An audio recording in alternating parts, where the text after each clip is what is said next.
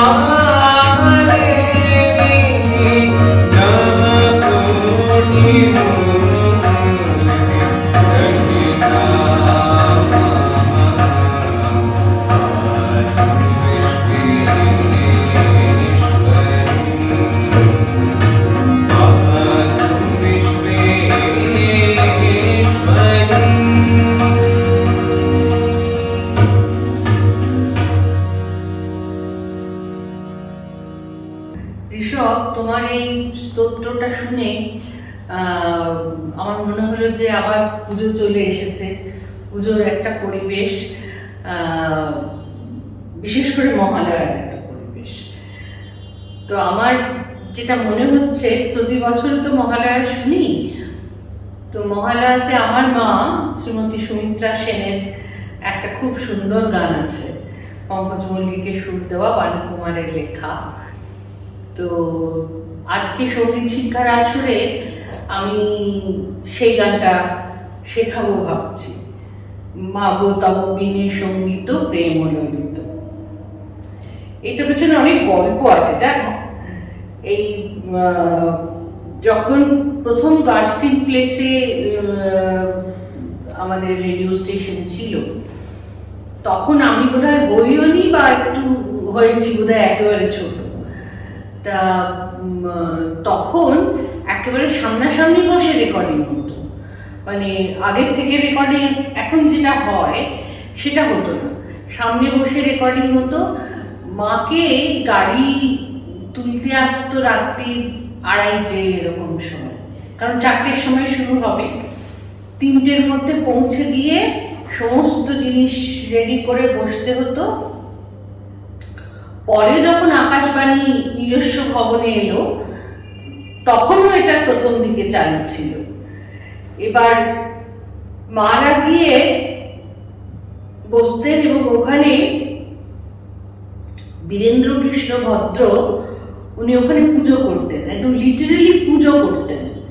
হ্যাঁ, সমস্ত কিছু ধূপ দীপ জ্বালিয়ে যেরকম পুজো হয় সেই রকম পুজো হতো। তা সেই পুজো হওয়ার পরে শুরু হতো গান, আর পর পর পর পর সবাই গাইতেন। আমাদের সমস্ত বড় বড় শিল্পীরা তারা সব গাইতেন, মার গান ছিল। এবং আমি নাকি ছোটবেলায়, আমি যখন খুব ছোট তখন মার গলা ভেসে আসছে রেডিওতে, মাকে দেখতে পাচ্ছি না, তো আমি তখন টেবিলের তলায় গিয়ে খুঁজতাম মা কোথায়। তো এইরকম হতো গল্প সমস্ত। তা তো মা এইসব গানগুলো, কোরাস গানগুলো দারুণ ছিল। সিংহস্থা শশি শেখরাম, তুমি যেটা করলে ইয়া চন্ডী, আহম দুর্গে, এই সমস্ত গানগুলো হতো কোরাস। তার প্রত্যেকটা লাইনে লাইনে নানা রকমের কারুকার্য ছিল। পঙ্কজ মল্লিকের অসাধারণ সুর, সেই সুর তো আর বলা যায় না, সেই সব ছিল। এবং ওখানে তুমি মনে করতে পারবে কিনা জানি না, মার যে গানটা ছিল সেই গানের আগে মহিষাসুর বধ হলো, সমস্ত শান্ত হয়ে গেল, তারপর মার গানটা, তারপর একটা ঢাক বাজানো আছে। ওই ঢাকটা কে বাজিয়েছিল কেন? মানবেন্দ্র মুখার্জি। হ্যাঁ, মানব কাকা ওই ঢাকটা বাজিয়েছিলেন। আর ওই ঢাকটা মানে দারুণ, মানে একটা অন্যরকম আমেজ এনে দিত। তারপরে মানব কাকার দাবা আছে গানটা। এবার তারপর থেকে পরের দিকে কি হলো যে আগে রেকর্ডিং হয়ে গেল। এবার মা খুব ভয় ভয় ছিলেন যে সঙ্গে যারা গান গাইবেন তারা তো অত বড় বড় তাবড় শিল্পী, সন্ধ্যা মুখোপাধ্যায়, তারপরে আরতি মুখোপাধ্যায়, মাই একমাত্র যিনি রবীন্দ্রসঙ্গীতের দিক থেকে গেছিলেন। এছাড়া উৎপলা সেন, দ্বিজেন মুখোপাধ্যায়, তরুণ বন্দ্যোপাধ্যায়, শ্যামল মিত্র, কে ছিলেন না, সবাই ছিলেন। তো মা খুব নার্ভাস ছিলেন। তো পঙ্কজ মল্লিক ওনাকে বলেছিলেন যে তুমি চিন্তা করো না সুমিত্রা, এটা তো মায়ের গান হচ্ছে, দেখবে খুব সুন্দর উতরে যাবে। এবং সেই গানটার তাল ছিল জট, এবং মা পরে আমাদের বলতে, জানিস আমি জটে গান করেছি। তো রাধাকান্ত নন্দীর বাজনা, সেটারও একটা আলাদা মাত্রা এনে দিয়েছিল সমস্ত গানে। তো পরবর্তীকালে যখন রেকর্ডিং হলো তখন তো আগে মার আগে করে এলেন কাজ। আর সেই দিন মানে রাত্রি 3:30 বাবা উঠতেন, বাবা উঠে সবার জন্য চা বানাতেন। চা বানিয়ে ঠিক 4টের সময় ওই আকাশবাণীর যে মেন যে মিউজিকটা হয়,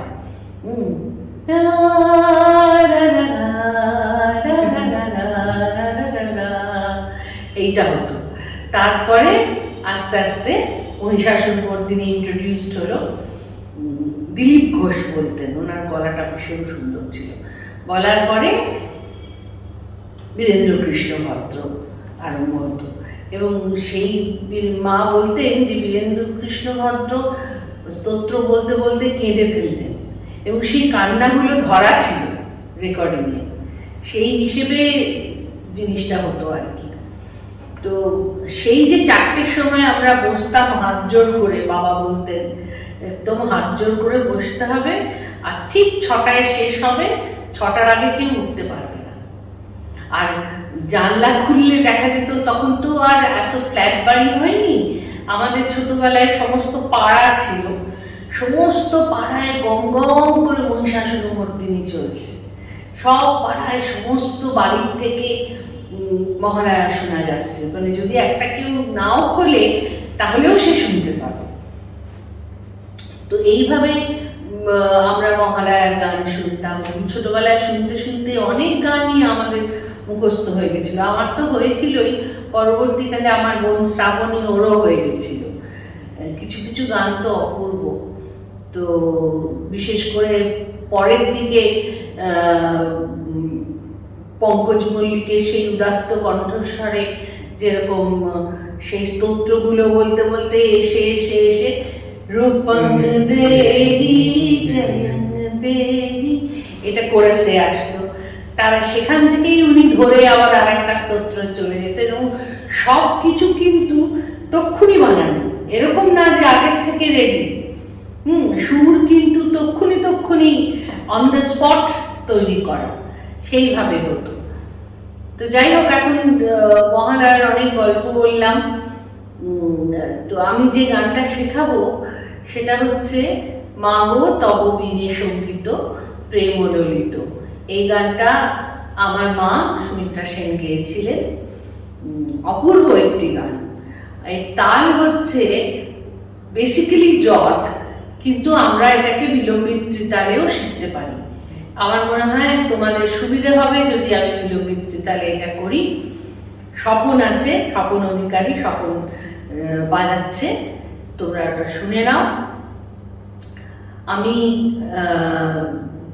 প্রথম 4 লাইন আগে পড়ে দিই, তাহলে তোমাদের বুঝতে সুবিধা হবে। আমি বলে দিচ্ছি, মা গো তব বিনে সঙ্গীত প্রেম ললিত, নিখিল প্রাণের বিনা তারে তারে রণিত। রণিত মানে কি? রণিত মানে ঝংকার দিচ্ছে। সকল রোদন সেই সুরে গেল মরিয়া মা গো। তারপরে আসছে অন্তরা, একটা স্থায়ী একটা অন্তরা। অন্তরা হচ্ছে কালে কালে যত জমেছিল দুঃখ যামিনী, উষার মূরতি ধরিয়া গাহিল রাগিনী, জীবন উঠিল আলোক সুধায় ভরিয়া। এইভাবে গানটা যাবে, স্থায়ী তারপর অন্তরা। আমি এবার স্থায়ীটা গেয়ে শোনাচ্ছি তোমাদের। তালটা হলো বিলম্বিত ত্রিতাল। এটা যতেও গাওয়া যায়, আধ্যাতেও গাওয়া যায়, আবার ত্রিতালেও গাওয়া যায়। ত্রিতালেও গাওয়া যায়। সকল তুই একটুখানি ত্রিতালটা, বিলম্বিত ত্রিতালটা একেবারে ঠায় লয়ে একবার একটু বাজিয়ে দে, আগে বোলটা একটু বলি। হ্যাঁ, ধা তেটে ধিন, তেটে ধা, ধা ধাগে ধিন, তেটে না, তেটে তিন, তেটে ধা, ধা ধাগে ধিন, ধা তেট ধা। এইটা হচ্ছে বিলম্বিত ত্রিতাল। কিন্তু এইটা গানের সঙ্গে হয়তো আমরা একটু অন্যরকম করে বাজাবো। একদম ত্রিতাল যেটা, কিন্তু বিলম্বিতে গানটা যেমন লয় যাবে সেই লয়ের সঙ্গে সাজাচ্য রেখে এইটা এইভাবে করা আছে, কিন্তু আমরা এখন ওইভাবে যাবো। জাস্ট তালটা যেহেতু আছে সেই জন্য তালটা চিনিয়ে দিলাম। হ্যাঁ, চিনিয়ে দিলাম, তালটা আমরা চিনিয়ে দিই। আচ্ছা, আমি গানটা শুরু করি, স্থায়ীটুকু করি, স্থায়ীটাও বড় আছে।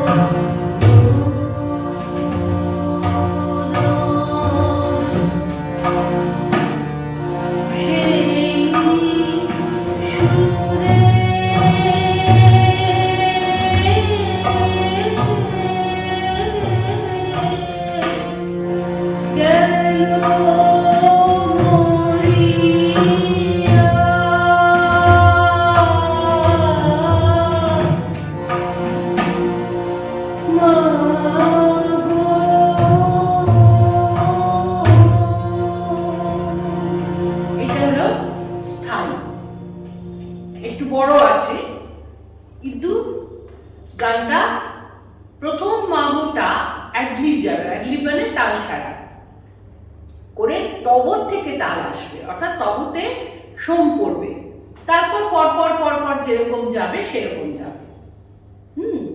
আচ্ছা, তোমরা বুঝে নিয়েছো সবাই?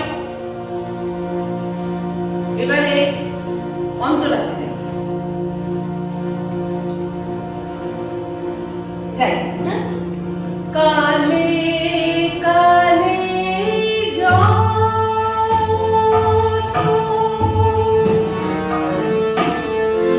জমেছিল দুঃখ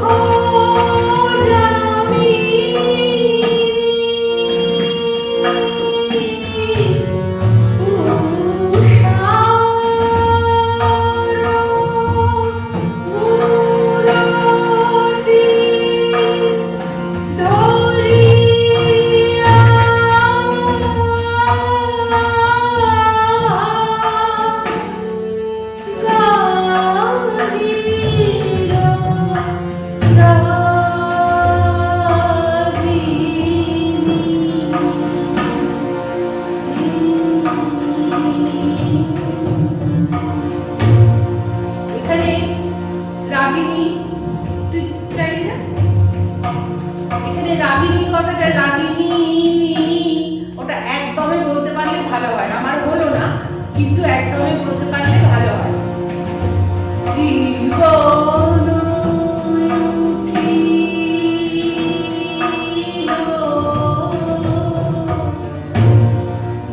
আলোক সুধায় ভরি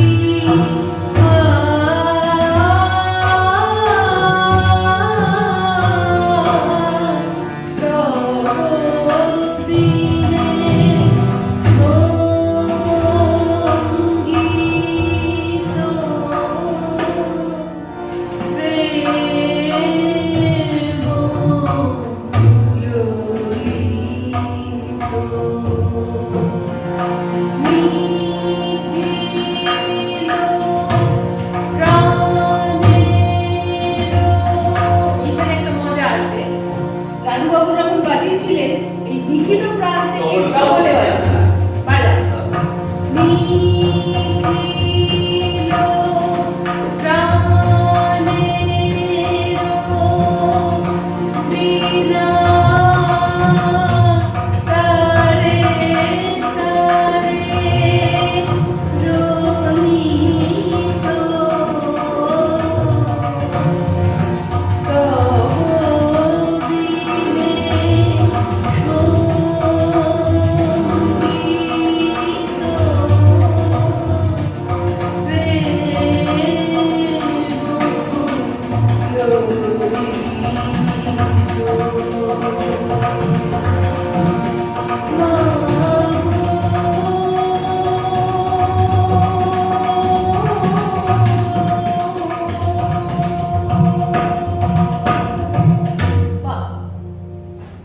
এই হলো গানটা।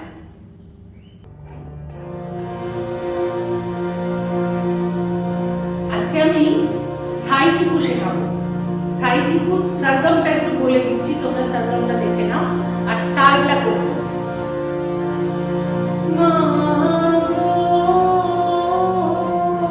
মানে কি কি হলো? গা মা পা দা মা পা মা গা মা পা মা গা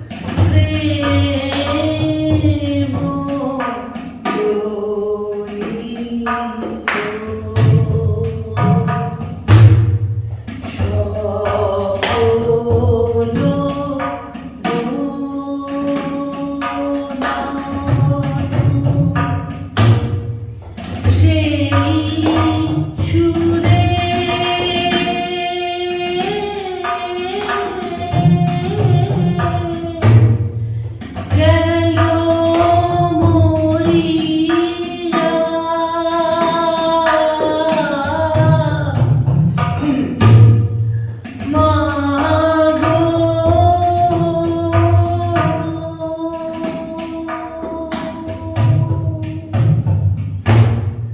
হ্যাঁ, এইভাবে তালটা যেভাবে যাবে গানটা সেভাবে যাবে।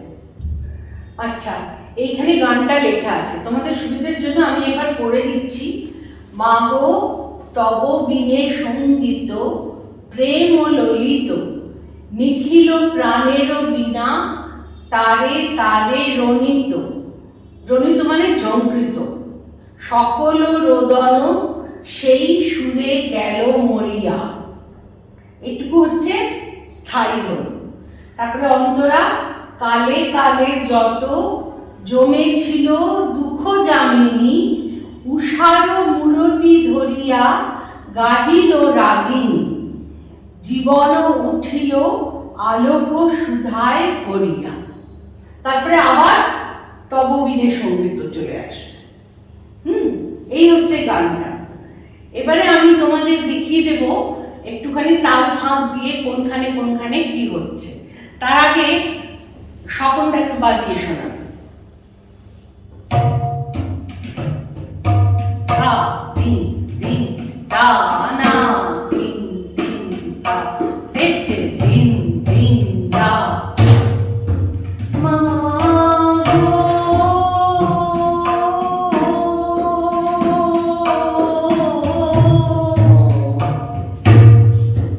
তব বিনে, আমি শুধু তাল ফাঁক দেখাচ্ছি। গীত প্রেম ললিত,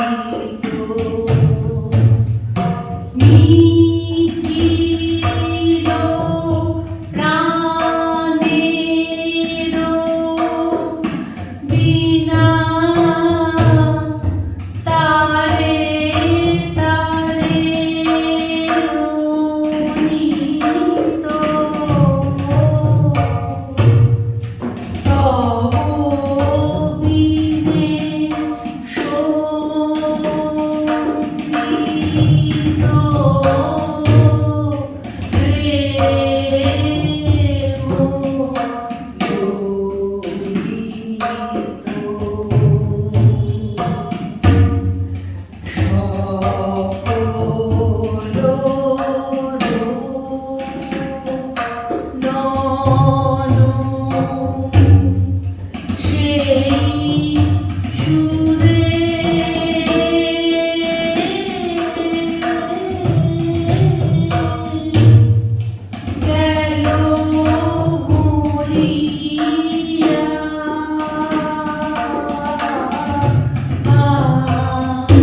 যেগুলো সোমগুলো আমি দেখাচ্ছি বা ফাঁকগুলো দেখাচ্ছি, যেগুলো একটু আগে আগে পড়ছে, তার মানে কি তারে, এই যেমন